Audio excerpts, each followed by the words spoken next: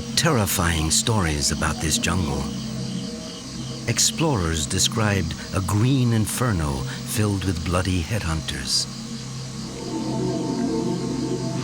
Although it is better known today, this region continues to frighten and fascinate. One is never completely at ease visiting Borneo.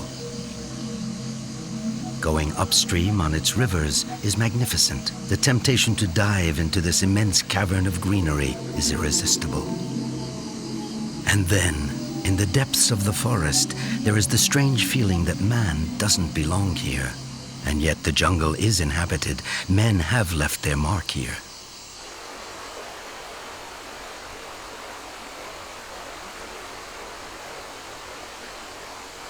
Until the end of the 19th century, visitors came back with strange stories which since have become legends, like the existence of a half-man, half-beast, a ferocious cannibalistic sort of humanoid with a long tail.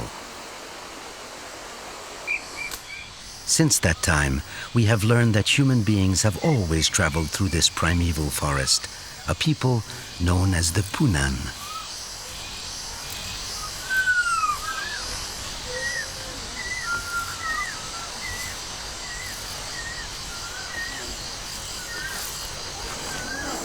The origins of this people are obscure.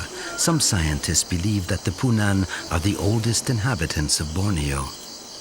Others believe they were part of the Great Migration from the south of China, which colonized the island more than 3,000 years ago.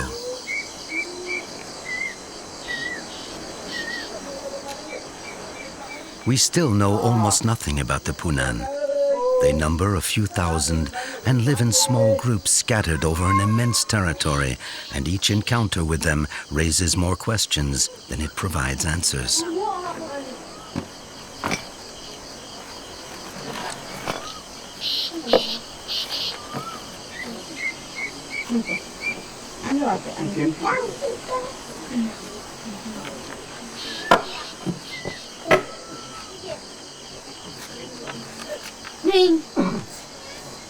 Usually, Machat lives alone in the jungle. But every year in March, the old man goes back to his family because the rainy season is also the season for the group to gather swallows' nests.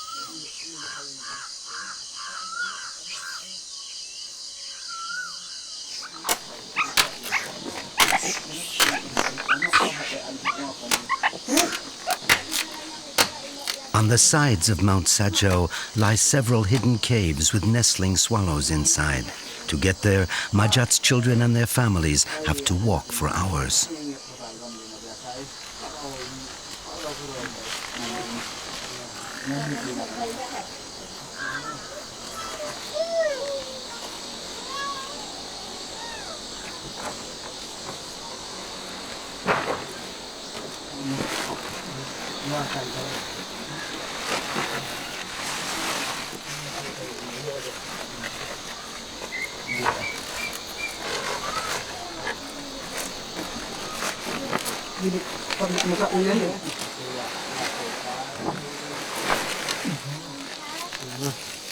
At the entrance to the cave, the little group finds the hut on stilts that they left months earlier. A few strips of rattan, some branches and wild palm tree leaves are enough to make it livable again.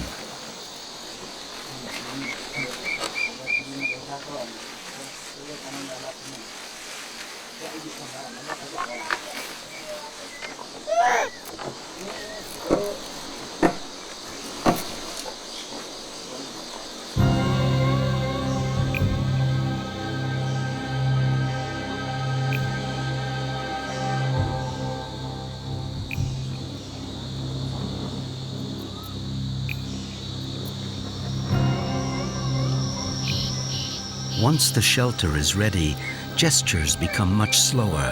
The Punan rest and seem to meditate in silence. They are content to be doing nothing, indifferent to the passing of time.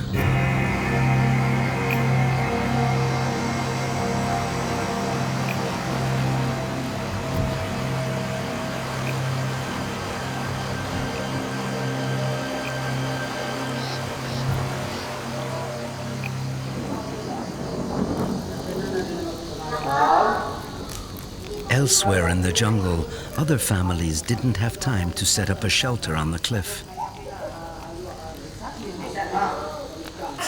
Surprised by the rain, they'll sleep at the entrance to their cave around a big fire, which will protect them from the cold and the damp.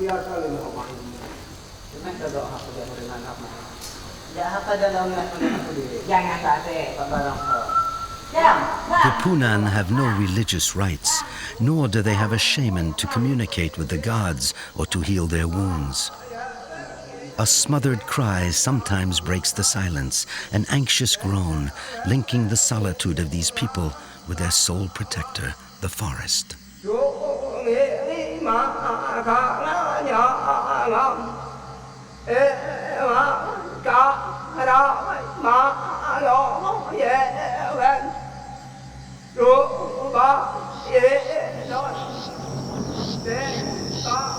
The chanting recounts how small man is in the face of this natural plant world, which has no beginning and no end. It also tells of the solitude and the privation of these nomads.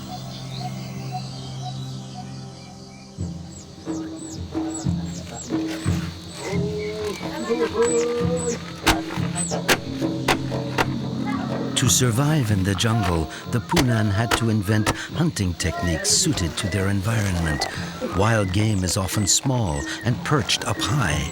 They therefore made the sarbakan, a weapon that was powerful, accurate, and silent. Majat coats the tips of his arrows with a poison powerful enough to kill a man. Manipulating this paste, containing strychnine, must be done very carefully. Majat therefore keeps the children at a distance.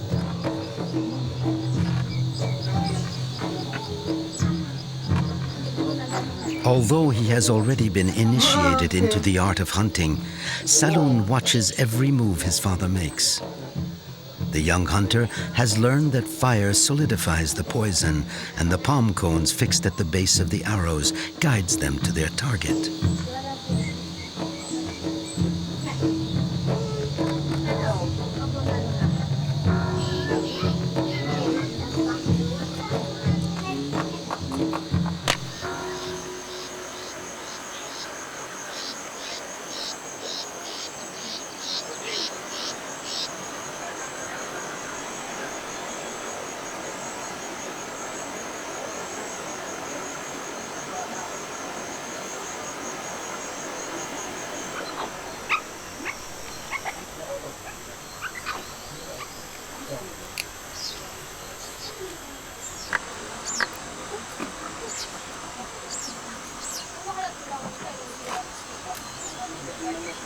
Majat and his family almost never leave the shelter of the forest.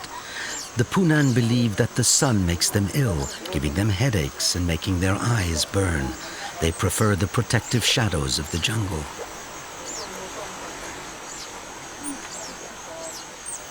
Wherever they go, they always take the animals they've adopted along. Dengan the otter was found abandoned in a burrow near a stream. Nawak took it in and has been caring for it, feeding it, and giving it the affection of a mother. Kayan, the little monkey, is a new arrival. Hunters killed its mother, and the family adopted the little orphan.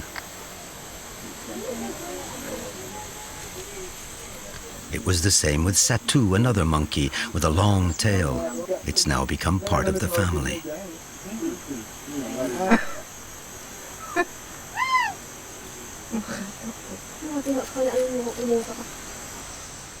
Once accepted, wild pigs, monkeys, otters, and even bears become members of the group. No harm will ever come to them, since for the Punan, killing an adopted animal is like eating one of their own.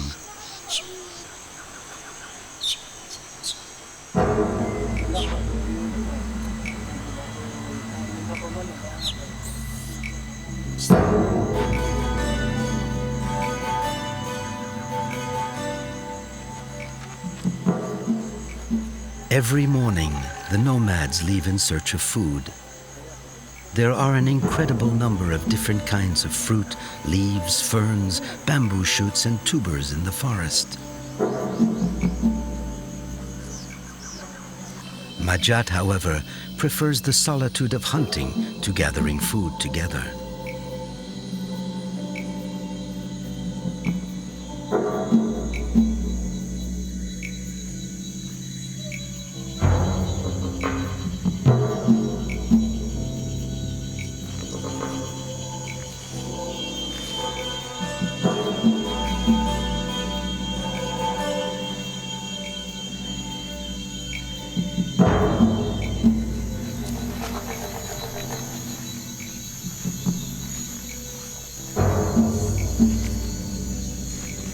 The Punan are tireless hikers. Tracking an animal can last an entire day. Their ability to travel through the thick jungle without making the slightest noise is legendary from one end of Borneo to the other.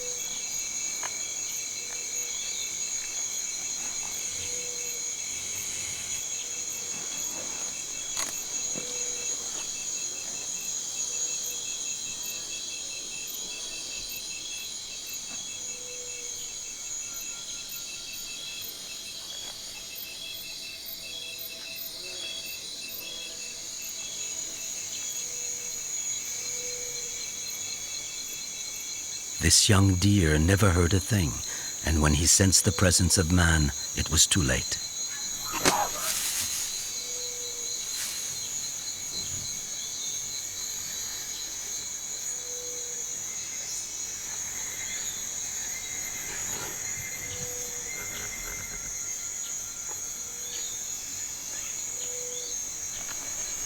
Although the poison works quickly on tree-dwelling game, it takes 10 or 20 minutes to paralyze a large animal. Majat doesn't want to lose the trail of the wounded deer. He must follow the animal and, if necessary, finish him off with the spearhead, which is at the tip of his sarbakan.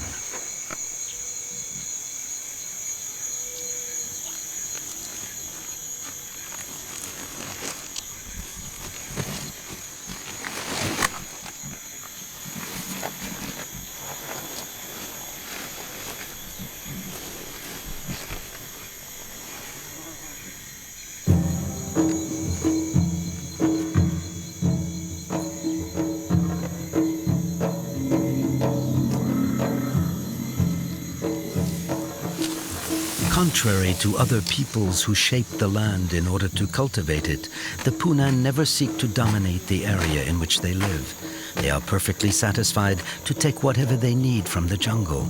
This way of life enables them to avoid great famines and to survive under any circumstances.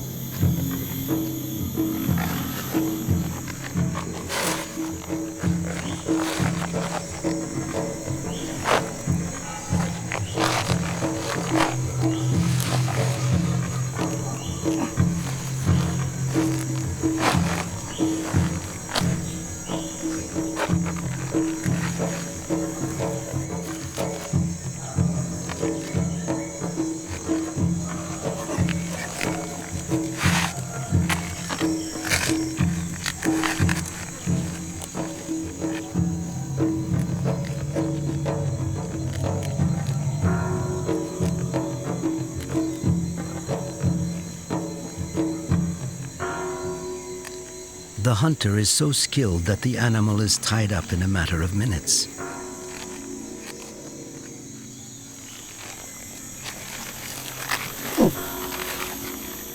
Deer meat is very well liked, but Majat would rather have gone back with a white, bearded wild boar on his back, weighing more than 100 kilograms.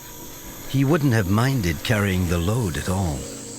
Today, however, Majat knows that he can feed his entire family with no problem. Tomorrow, perhaps, there will be more meat, but tomorrow is another day.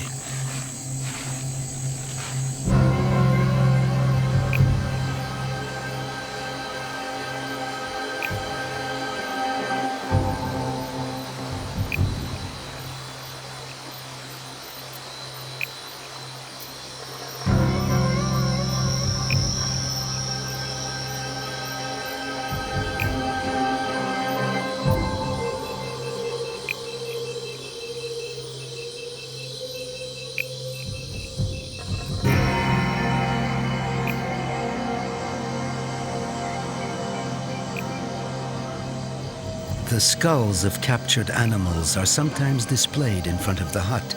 The men are not trying to invoke any spirits. They are just trophies recalling days of abundance.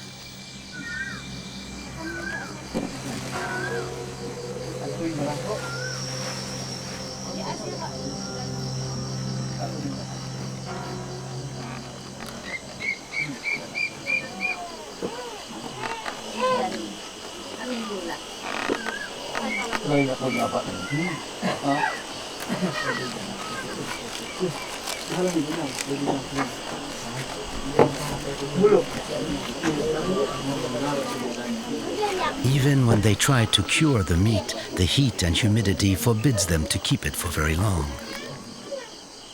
And so everyone eats as much as he can when food is abundant. When there is no food, the Punan are capable of fasting for several days.